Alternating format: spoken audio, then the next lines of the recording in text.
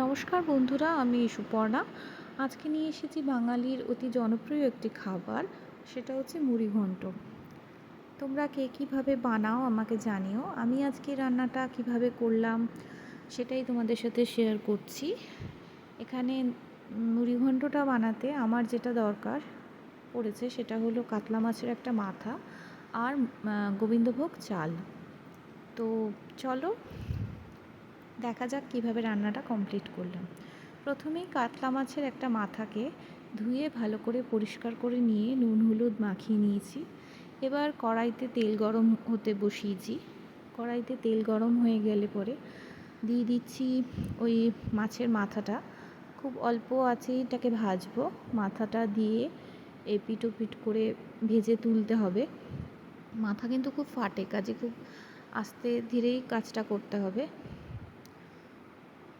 তারপরে একটা মশলা বানিয়ে নিচ্ছি আদা, কাঁচা লঙ্কা, টমেটো। এর মধ্যে মাথাটা ভাজা হয়ে গেছে, মাথাটাকে তুলে রাখবো। একটা বাটির মধ্যে মাথাটাকে তুলে রেখে দেব।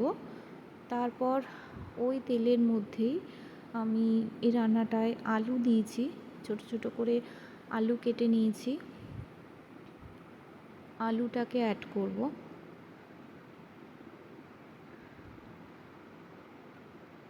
আলুটাকে ভালো করে নুন হলুদ দিয়ে ভেজে তুলবো। হালকা আঁচেই ভাজবো, বেশি হাই ফ্লেমে ভাজবো না। আলুটা ভাজা হয়ে গেলে তুলে রেখে এরপর ওই তেলের মধ্যে আরেকটু তেল অ্যাড করে এর মধ্যে দিয়ে দেবো সাদা জিরে, তেজপাতা, শুকনো লঙ্কা, গরম মশলা, গোটা দারচিনি সব ফোড়ন দিয়ে।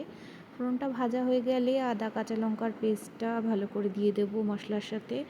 তারপরে দেবো জিরের গুঁড়ো 1 চামচ, 1 চামচ লঙ্কার গুঁড়ো, 1/2 চামচ হলুদ গুঁড়ো, 1 চামচ ধনে গুঁড়ো দিয়ে ভালো করে মিশাবো মশলাটা ভালো মতো কষানো হয়ে গেলে দিয়ে দেবো আগে থেকে ভেজে রাখা মাছের মাথা এবং আলু। এটা দিয়ে ভালো করে মশলাটার সাথে কষাতে হবে।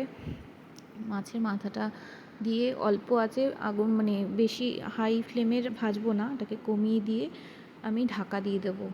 একটু সময় এই মিনিট 1-2 মিনিট ঢাকা দেওয়ার পরে দেখো মাছের মাথাটা নরম হয়ে গেছে, ভেঙে যাচ্ছে।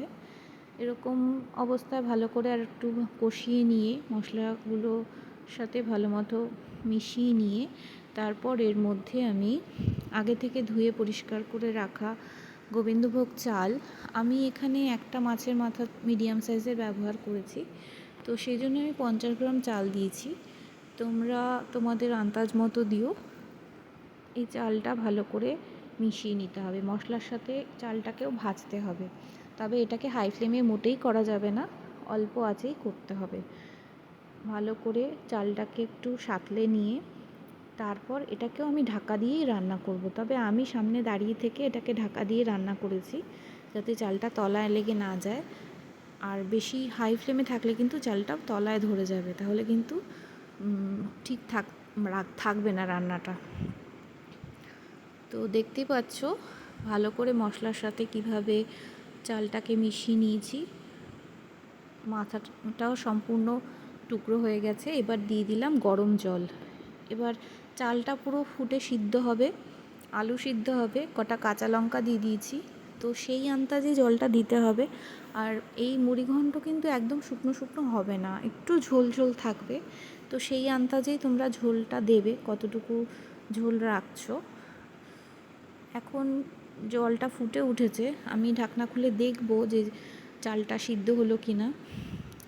দেখো এখনও চালটা সিদ্ধ হয়নি, চালটা এখনও বাকি আছে কিছুটা সিদ্ধ হতে। এখন কিন্তু হাই ফ্লেমেই ফুটাবো, তবে এটাকে মাঝে মাঝে এসে নেড়ে দিতে হবে ভালো করে, মশলা ইয়েটা ভালো করে নাড়তে হবে, না হলে কিন্তু হবে না, তলায় লেগেই যেতে পারে, চাল দেওয়া তো।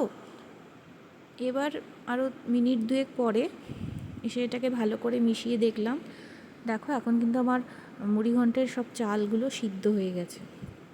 চালগুলো সম্পূর্ণ সিদ্ধ হয়ে গেছে। এটার মধ্যে আমি একটু নুন দিয়ে দিলাম, 1 চামচ মতো নুন দিয়েছি, 1/2 চামচ মতো চিনি দিয়েছি। এটাকে ভালো করে মিশিয়ে নেব। আলুগুলো সিদ্ধ হয়েছে কিনা একটু দেখে নেব। হ্যাঁ, আলুও সম্পূর্ণ সিদ্ধ হয়ে গেছে।